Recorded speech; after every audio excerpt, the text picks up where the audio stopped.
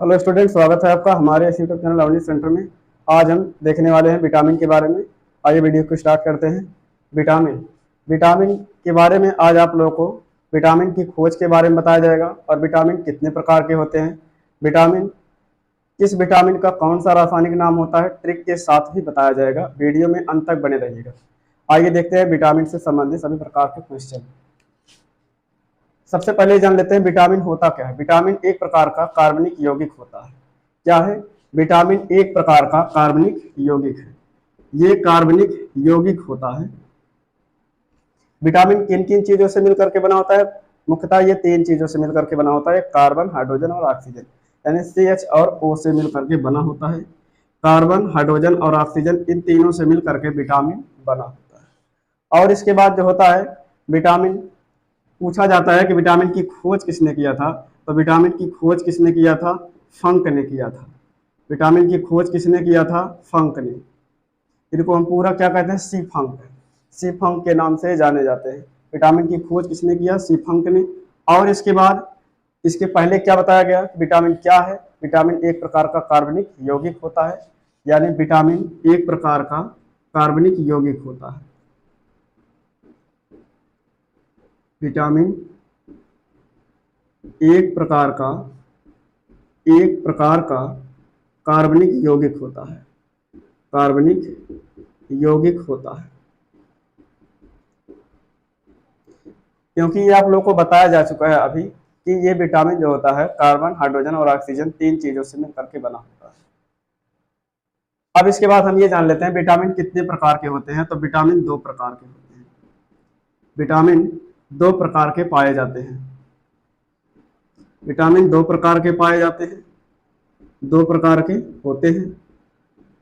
जैसे पहला है जल में घुलनशील, पहला है जल में घुलनशील,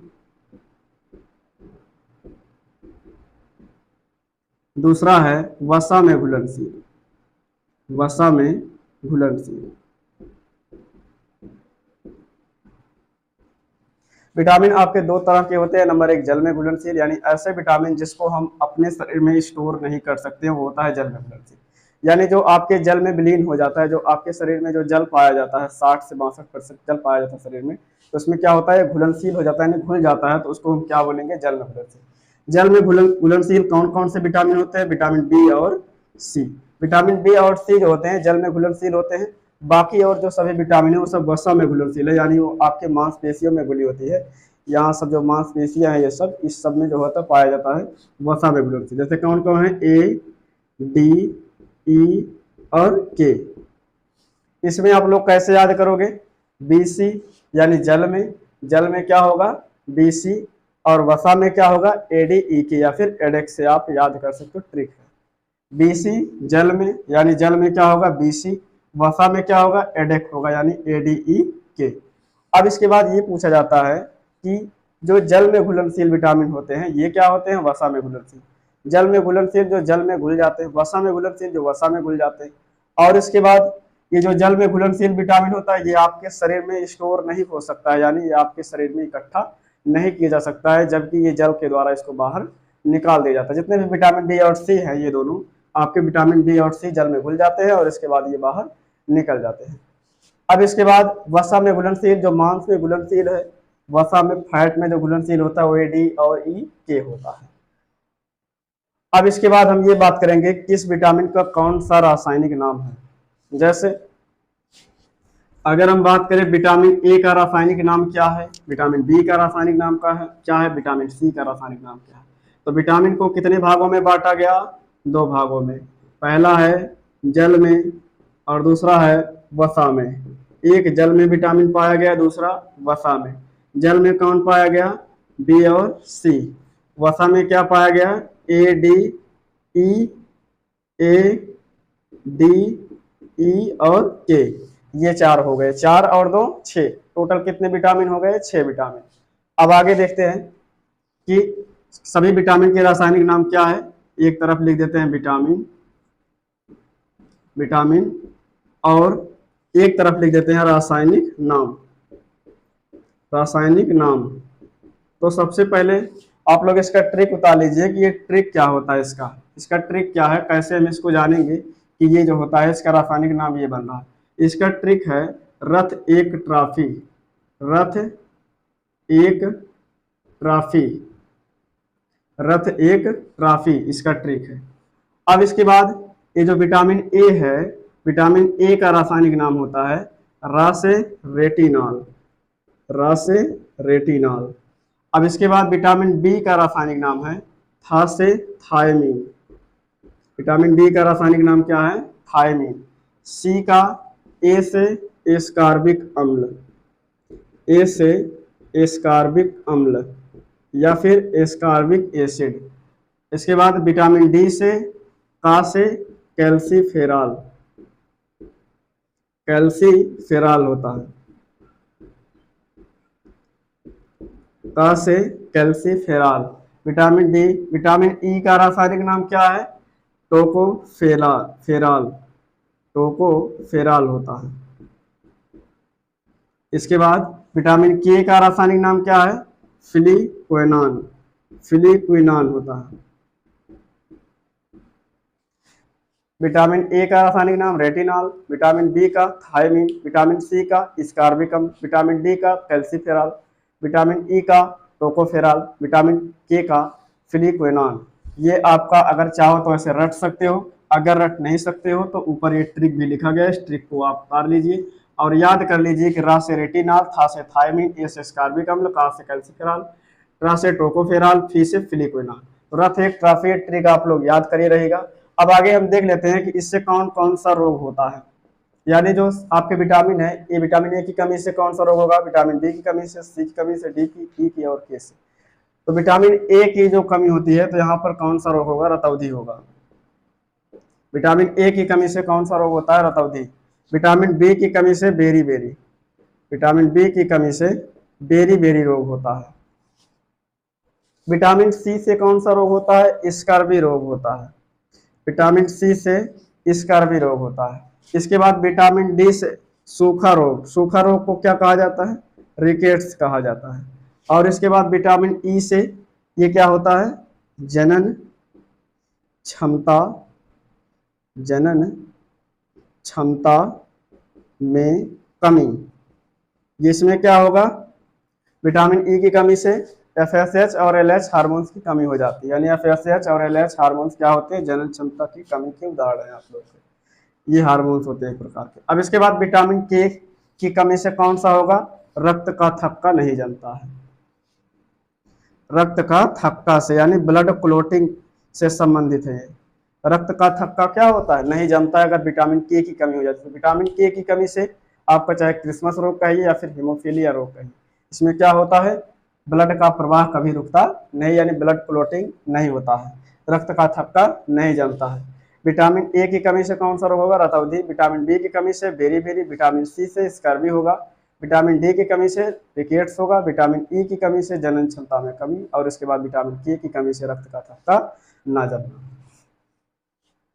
अब इसके बाद हम ये जान लेते हैं कि विटामिन बी के भी और प्रकार होते हैं, यानी विटामिन बी के कई प्रकार होते हैं, उसके बारे में आज हमको जानना है। जैसे विटामिन कितने प्रकार हुए, दो भागों में बांटा गया, पहला जल में, दूसरा वसा में। जल में बीसी हुआ और वसा में एडीई के हुआ। और जो बीसी में आप लोगों का सी अकेले रहेगा, बी आपका कई प्रकार का होगा। यानी विटामिन बी को कौन सा विटामिन कहा जाता है, कॉम्प्लेक्स विटामिन या फिर मिश्रित विटामिन कहा जाता है। इसमें सभी प्रकार के विटामिन आप लोगों के पाए जाएंगे। विटामिन बी को मिश्रित विटामिन कहा जाएगा।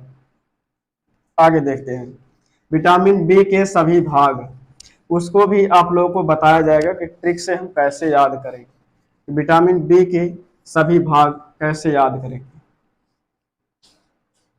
ये आप लोग जानते रहना कि ये विटामिन से संबंधित क्वेश्चन बोर्ड एग्जाम में हमेशा पूछे जाते हैं। और इसके बाद विटामिन से संबंधित सबसे ज़्यादा रासायनिक नाम और उसके बाद उससे होने वाले रोगों के बारे में पूछा जाता है, जबकि इसके खोज वगैरह के बारे में कोई चीज़ नहीं पूछा जाता। आइए देखते हैं विटामिन बी के सभी प्रकार। विटामिन बी के सभी प्रकार, विटामिन बी के सभी प्रकार। विटामिन बी के कितने प्रकार होते हैं, अभी आगे देख लेते हैं कितने प्रकार के होते हैं।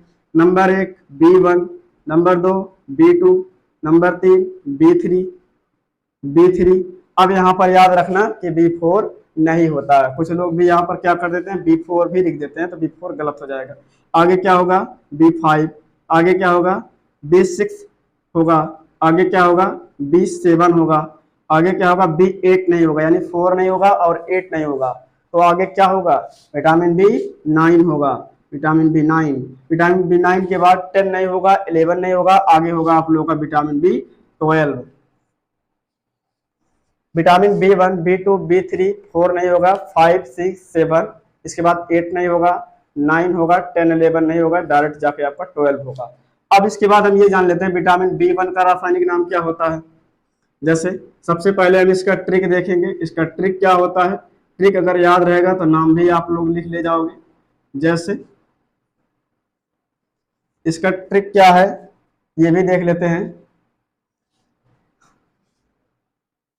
थोड़ा, इसका ट्रिक है थोड़ा न्यू, थोड़ा न्यू पैंट पर बसा। ये आप लोगों का ट्रिक है। नाम, इसके रासायनिक नाम कठिन है और इसके पहले वाले भी कठिन थे, लेकिन ट्रिक के माध्यम से इसको सरल बनाया जा सकता है। तो इसको आप लोग जानते रहिएगा कि ये विटामिन बी के सभी प्रकार को क्या कहा जाता है, कॉम्प्लेक्स विटामिन कहा जाता है। यानी क्या है, मिश्रित विटामिन। इसको क्या कहा जाएगा, कॉम्प्लेक्स विटामिन। कहने का मतलब विटामिन के अन्य बहुत प्रकार होते हैं। जैसे आगे लिखवाया गया ट्रिक के अनुसार आप याद कर सकते हो, थोड़ा न्यू पैंट पर बसा। तो थो से आप लोगों का विटामिन 1 का रासायनिक नाम हो जाएगा थायमीन। जैसे आपके एग्जाम में पूछ लिया गया विटामिन B12 का रासायनिक नाम, तो कैसे जानोगे, अगर ट्रिक याद है तो याद रहेगा, वरना आपको रटना होगा। जैसे विटामिन B12 का रासायनिक नाम साइनोकोबालामिन। और इसके बाद विटामिन B9 का आप लोग को ट्रिक से संबंधित नहीं है, इसको आपको आगे हम बता देंगे कि क्या है। ये ट्रिक से ये नहीं मिलेगा। विटामिन B7 का आप लोग का बायोटीन होगा। ऐसे ऐसे आप लोगों को याद करना होगा। आगे देखिए विटामिन B1 का रासायनिक नाम क्या होगा, थायमीन। विटामिन B2 का रासायनिक नाम क्या होगा, राइबोफ्लेविन। विटामिन B2 का रासायनिक नाम क्या होगा, राइबोफ्लेविन। और इसके बाद विटामिन B3 का रासायनिक नाम क्या होगा, न्यूकेटामाइड। न्यूकेटामाइड, न्यूकेटामाइड। अगर ये नाम कठिन लग रहा है तो इसी का दूसरा नाम होता है नियासिन। कहीं कहीं दे दिया जाता है नियासिन भी, इसको भी लिख लीजिएगा। और इसके बाद विटामिन B5 का रासायनिक नाम होता है पेंटोथेनिक अम्ल। कौन सा, पेंटोथेनिक अम्ल, पेंटोथेनिक अम्ल। और ये भी न्यूकेटामाइड भी अम्ल है। विटामिन B6 का आगे देखिए पायरिडॉक्सिन। विटामिन B6 का पायरिडॉक्सिन होता है,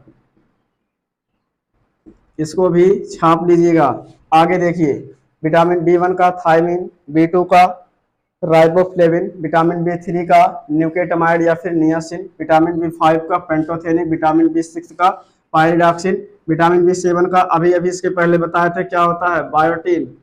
और इसके बाद विटामिन B9 का, ये आपका ट्रिक से संबंधित नहीं है, इसमें देख लीजिए नहीं मिलेगा, इसका आपको अलग से याद करना होगा, फॉलिक अम्ल। क्या होगा, फॉलिक अम्ल या फिर फॉलिक एसिड भी बोलते हैं इसी को, फॉलिक एसिड इंग्लिश में। विटामिन B12 का अभी अभी इसके पहले बताया गया क्या होता है, साइनोकोबालामिन।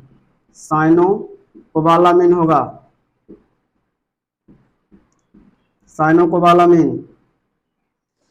तो सभी नाम याद कर लीजिए बढ़िया से इसको, और जो है कॉपी में लिख लीजिए कि विटामिन B1 का रासायनिक नाम क्या होता है, थायमीन। B2 का राइबोफ्लेविन, विटामिन B3 का न्यूकेटामाइड या फिर नियासिन, विटामिन B5 का पेंटोथेनिक, विटामिन B6 का पायरिडॉक्सिन, विटामिन B7 का बायोटीन, विटामिन B9 का फॉलिक अम्ल, विटामिन B12 का साइनोकोबालामिन। ट्रिक से देखिए ट्रिक कैसे बैठ रहा है। ट्रिक में आप लोगों का थो से थायमीन पहला हो गया 1, 2 रा से राइबोफ्लेविन 2 हो गया, विटामिन B3 न्यूकेटामाइड, न्यू से पेंट से पेंटोथेनिक अम्ल, विटामिन B5 का हो गया, ये 1 का हो गया, 2 का हो गया, 3 का हो गया, 4 का हो गया, ये हो गया 4 का हो गया, 4 का होता ही नहीं है 5 होता है, गलत हो गया है, विटामिन B5 होता है। अब इसके बाद ये 6 होगा, इसके बाद ये 7 होगा, 8 होता ही नहीं है, इसके बाद 9 का आप लोगों को याद करना है, ये अलग से विटामिन B9 का अलग से याद करना है। क्या होगा? फॉलिक अम्ल, इसका ट्रिक नहीं है। विटामिन B12 का साइनोकोबालामिन, 7 से साइनोकोबालामिन। इसके बाद 7 का बायोटिन। तो आगे आप लोगों को बताया जाएगा कि ये विटामिन जो होते हैं, विटामिन किस अवस्था में पाए जाते हैं। तो कार्बन की अवस्था में पाए जाते हैं। ये किस अवस्था में होते हैं? कार्बन की अवस्था में।